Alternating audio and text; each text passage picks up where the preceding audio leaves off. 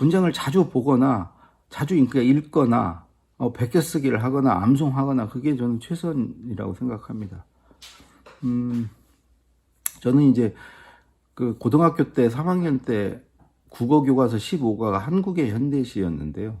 거기에 시가 한 10여 편이 나왔는데 선생님께서 그걸 다 외우라고 그러셨어요. 그래서 그거를 다 외우고 나니까 시가 써지더라고요. 제가 어떤 시에서 쓰는 문장을 그냥 학습이 된 거죠. 그러면 그걸 모방하고 싶고 재현하고 싶은 생각들이 있거든요.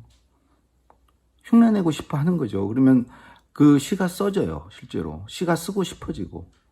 그래서 저는 그 시를 암송했던 경험, 그 다음에 그 어떤 제가 이제 대학 다니고 그럴 때 좋아하던 소설가가 있었는데 그 소설가의 소설을 다 읽었더니 그분의 문체를 흉내내고 싶고 그분의 문장과 비슷한 문장을 제가 쓰게 되더라고요. 그러니까 이제 전 베껴쓰기는 안 해봤는데 필사라고 하죠. 베껴쓰기가 그 이상의 이제 효과가 있다고 하더라고요. 되게 예전에 이제 책이 인쇄되지 않는 시대에는 이제 필경사라고 그래서 필사를 해서 책을 보급했죠. 우리 뭐 조선시대만 해도 다 필사를 했죠. 그 필사를 했던 사람들이 뭐 찰스 디킨스라든가 이런 사람들이 다 유명 작가가 됐다고 그래요. 우리 작가 중에서도 뭐 필사를 강조하는 분들이 많이 있으시잖아요. 조정래 선생도 그렇고 신경숙 작가도 원래 필사 많이 하기로 유명하고. 그래서 그런 걸 통해서 다양한 문형을 이제 구사할 수 있으면 문장력이 좋아진다. 처음 말씀드린 그 문법은 그 문장에 관한 문장론에 관한 이제 문법 부분이 있거든요. 그걸 뭐 저는 한 하루 정도 공부하면 뭐 어렵지 않게 왜 그러냐면 학교 다닐 때 그건 다 한 번씩 이렇게 봤던 것들이기 때문에 되게 이제 저는 중요한 게 그 어미의 구사라고 생각합니다. 우리나라 그 문장에서 종결 어미를 얼마나 다양하게 쓰느냐. 뭐 했어, 했다, 했니, 뭐 여러 가지 종결 어미를 다양하게 쓸 수 있고요. 연결 어미도 뭐뭐랑, 뭐뭐며, 뭐뭐이고, 뭐 이렇게 연결하는 어미를 좀 공부를 많이 하면 조사라던가 이런 부분들을 공부를 하고 부사도 굉장히 중요합니다. 부사를 공부를 하면 그 문법은 뭐 어렵지 않게 할 수 있다 생각이 들고요. 되게 이렇게 하면 이제 문장을 어느 정도 이제 쓸 수 있는데 이런 거 다 귀찮다. 나는 그냥 이런 것까지 하고 싶지 않다라는 부분 세 가지만 하시면 됩니다. 첫 번째는 단문으로 쓰세요. 문장을 짧게 단문으로 쓰면 문법에 어긋날 확률도 굉장히 낮아지고요. 짧게 쓰면 뭐 주술이 어긋나다던가 이런 질 않으니까. 그리고 짧게 쓰면 전달력도 좋고요. 일단 쓰기가 편하죠. 짧게 쓰는 게 긴 문장 쓰는 것보다 쉽죠. 근데 이제 글을 못 쓰는 사람일수록 문장이 길어지고 어려운 길을 굳이 나는 왜 가려고 하는지 짧게 쓰시고 이제 그러시다 보면은 긴 문장을 섞어서 쓰게 되거든요. 그랬을 때 이제 자기 문체가 만들어지고 어떤 자기 글의 어떤 리듬, 운율이 생기고 그러면서 이렇게 술술 읽히는 글이 되는 거죠. 두 번째는 문장에서 군더더기를 최대한 다 빼셔라. 빼도 되는 건 다 빼봐라. 그러면 좋은 문장이 된다. 예를 들어서 뭐 부사 같은 경우 매우, 대단히, 굉장히, 진짜, 정말로 뭐 이런 빼도 되는 것들을 최대한 빼면 좋은 문장이 된다. 그 한양대 정민 교수가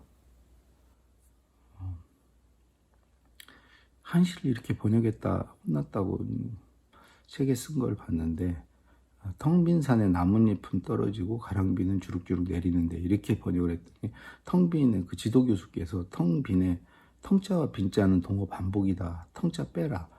그냥 빈산, 텅 빈 산이 아니고 빈산. 나뭇잎 빼서 나무자도 빼라. 나무 빼도 잎이라는 게 전혀 그 전달에 이상이 없다. 나뭇잎 대신에 그냥 잎 떨어지고에 떨어도 빼라. 지고라고 해야 된다. 빈산 잎은 지고.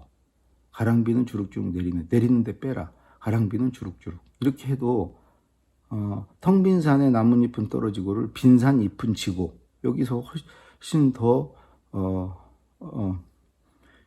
여운도 있고 더 전달도 더 강력하게 되는 거 아니냐.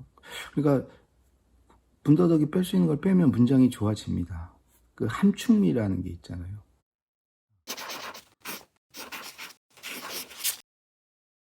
그럼 세 번째는 쓴 문장을 소리내 읽어보세요. 읽어보시면 뭔가 어색하고 이렇게 턱턱 걸리면 그 문장에 문제가 있는 거죠. 잘 안 읽힌다는 건 뇌가 판단을 하는 겁니다. 아, 여기 문제가 있다. 그러면 잘 안 읽히는 것은 잘 이해가 안 되는 것이거든요. 이해가 안 되는 건 문장에 문제가 있는 거죠. 그것만 하면 적어도 아주 못 쓸 문장은 안 쓰게 된다. 단문으로 쓰시고 군더더기 다 빼시고 소리내 읽어보셔라. 오늘 이제 세 번째는 이제 구성력에 관한 얘기를 드리려고 합니다. 어휘력이 좋고 문장력이 좋아도 구성력이 없으면 글이 재미가 없습니다. 또 설득력이 떨어져요. 이 구성이 어떤 사람의 설득하는 글, 재미있는 글, 논리적인 글 이런 걸 좌우하는 거죠. 그러니까 이제 집 짓기에 비유를 하면 어휘력이 좋으면 재료를 많이 가지고 있어요.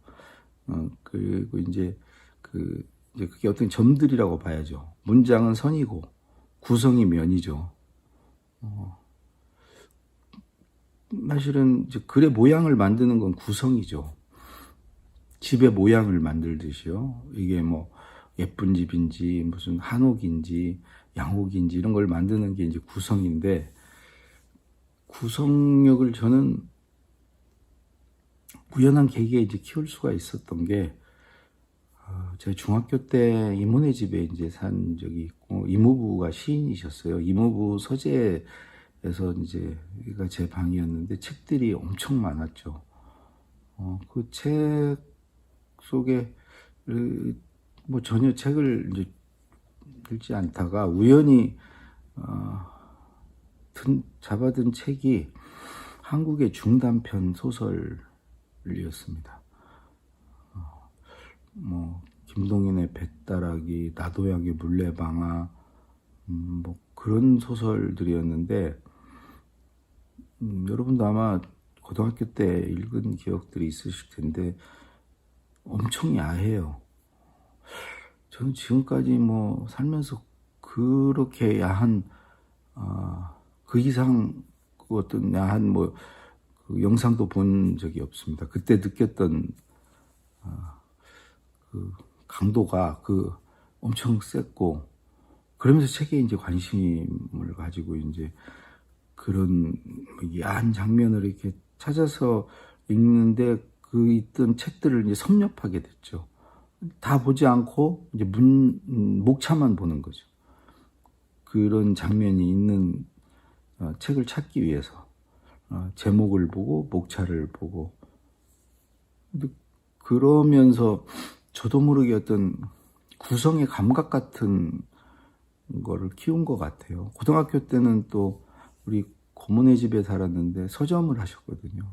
그런 게 계속 이어졌죠. 그러니까 목차를 보는 게 좀 글의 구성을 읽히는 가장 빠른 길이 아닌가. 일단 글의 어떤 설계도 같은 거고 그 이정표 같은 거잖아요. 글 전체 숲의 모양을 보여주는 거죠. 글의 어떤 뼈대를 보여주는 건데, 다양한 책의 이제 목차를 보면, 아, 글은 이렇게 구성을 하는구나. 이게 오히려 뭐 서론, 본론, 결론, 기승전결을 배우기보다는 이렇게 목차를 보는 걸로 저는 이제 그 구성 감 같은 걸 배운 것 같고요.